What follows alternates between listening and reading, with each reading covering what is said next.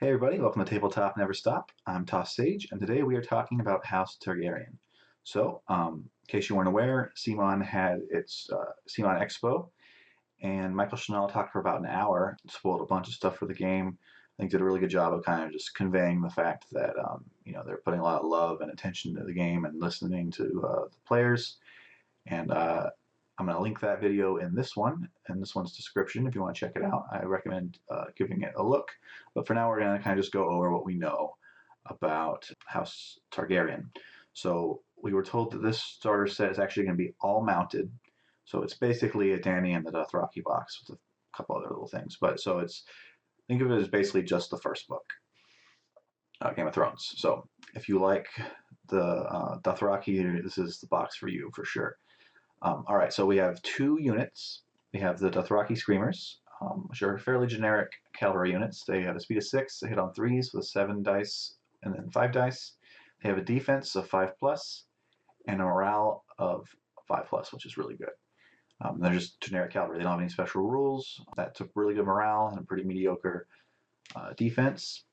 Of course, I'm just speculating. I don't know the cost, but I could kind of see this. I could see this cavalry being 5, maybe. If you think about what the Outriders get, I could kind of see these guys just being 5, because they're definitely worse than Outriders. Although again, they have that good morale, so maybe not. If you're going to have lots of these on the board, these guys are really going to move around quickly, so they can get to those objectives fast and first. But can they hold them?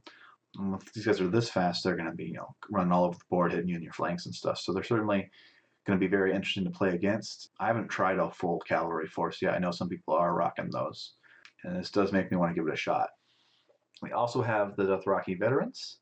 They're a little more interesting. They have their speed 6. They hit on. They have a melee attack that hits on 3s with 8 and then 5 dice, and then they have a ranged attack that's short range with 7 and then 5.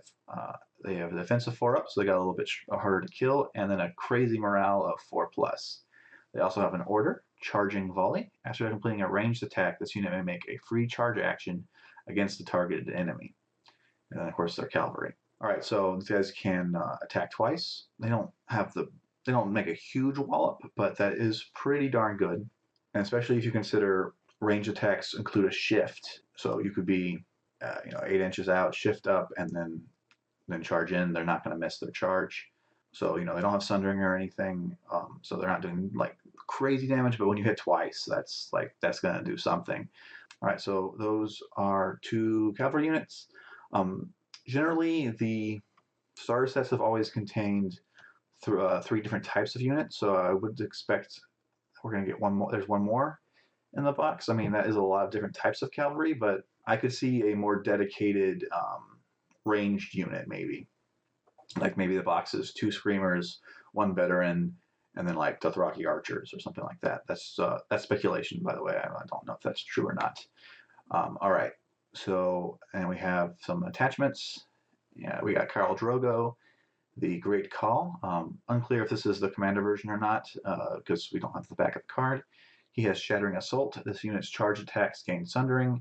Obviously, that'll make Sundering will make any of these units better, although you're probably putting them in the veterans because they're a little harder to kill. And he also has Onslaught. This unit is targeted by the attack spot on the tactics board. Make a free charge action instead of an attack action. We've seen this before, but it's a pretty good ability. And we have the Screamer Co. They have an ability called Fueled by Slaughter. Each time this unit destroys an enemy rank, it may restore 1 wound. If it destroys an enemy's last rank, restore up to D3 wounds instead. And it also has Onslaught. This card will reward you for killing ranks, getting wounds back. Cavalry, definitely take a major dive when they lose their rank. So anytime you can get health is good. So first non-character attachment for cavalry. And so let's say you spam these guys through your whole army.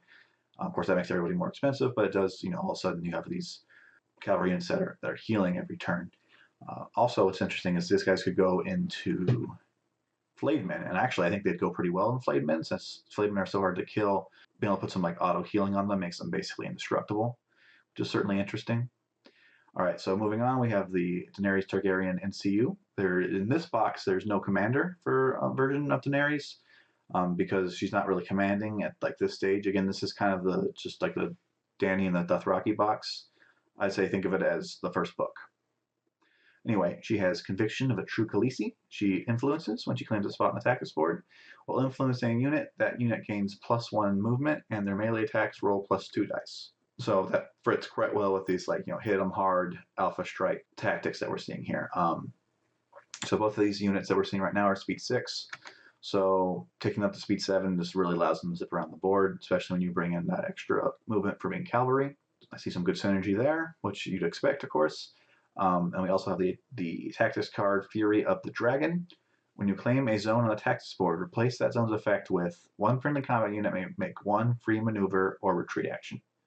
Till the end of the round, each time a friendly combat unit successfully charges, the defender becomes panicked or vulnerable. Considering that this box is going to be an all cavalry unit, if you're facing non-cavalry units, this is a pretty amazing alpha strike card because at the beginning of round 2, like you don't engage in round 1, beginning of round 2, you play this card, and probably you're going to get every single one of your units like into an enemy. So that's 4 or 5 panic tokens or vulnerable tokens depending on what you're looking for. That sounds pretty good. Sounds pretty powerful. And here's some Dothraki miniatures. Look pretty cool. And then, so on the left there we have Jorah. On the center, I'm pretty sure that's Khal Drogo. On the upper right, we have Illyrio, who, if you're a show watcher, he's not around too much, but in the books, he has a continued presence. He's working with Varys to install, well, first to help Daenerys, but then it turns out he's actually trying to install this character named Young Griff, who may or may not be Aegon Targaryen, the son of the Mad King. And then down on the right, we have Daenerys, who's actually, this sculpt's looking fairly cool. I like it. From what I can see. All right, so that's what we know. Obviously, there's a lot of stuff missing. I think the biggest one would be, where are the dragons? And so it wasn't explicitly said, but I kind of feel like there's going to be at least a hatchling miniature in the box. There was some hints that maybe there'd be a dragon box later down the line for the Targaryens. Dragons seem like a natural fit for this style army, since like it's already so mobile. Like another mobile unit could probably go pretty well in it. And I think it's pretty clear we're going to get several different versions, like, probably like hatchling, like super not good, and then like more, like juveniles, and then maybe eventually, like Drogon's still not full grown in the books, but he's at the size where he is now pretty useful for war. So, I don't know how, he's not obviously Game of Thrones, like destroy a whole army like he is in the show yet, but he is pretty dangerous. Obviously, we're missing them, but he's not the only thing that we haven't seen yet. Obviously, Unsullied are kind of the elephant in the room as well. So they're not in the box. And of course, people are asking Chanel if they were going to be in the game, and he was teasing them. But obviously, they're like the second most iconic thing that Daenerys has. So obviously, they're coming. And of course, we expect them to be good. They're basically the most well-trained units in the whole universe of Ice and Fire. Really, it'd be pretty silly not to have them.